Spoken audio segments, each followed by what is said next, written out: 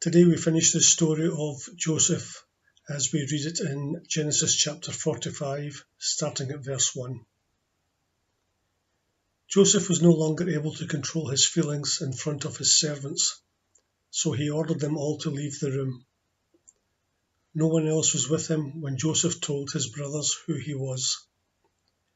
He cried with such loud sobs that the Egyptians heard it, and the news was taken to the king's palace. Joseph said to his brothers, "I am Joseph. Is my father still alive?" But when his brothers heard this, they were so terrified that they could not answer. Then Joseph said to them, "Please come closer."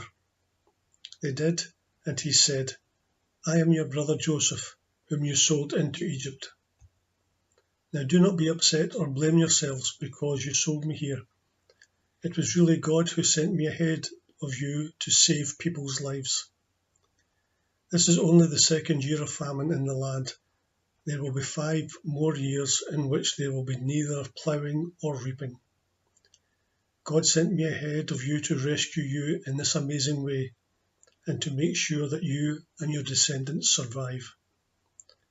So it was not really you who sent me here, but God.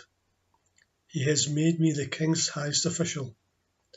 I am in charge of his whole country. I am the ruler of all Egypt.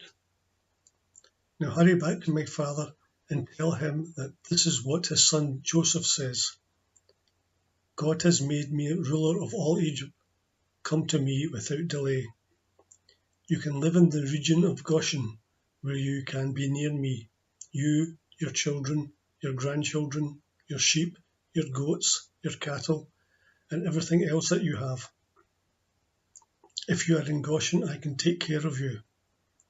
There will still be 5 years of famine, and I do not want you, your family, and your livestock to starve."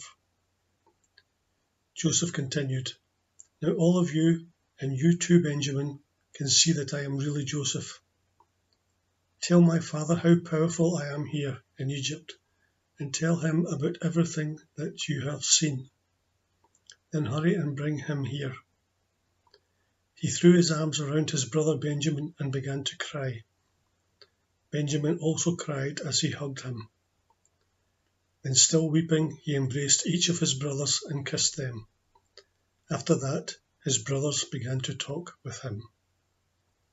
Amen.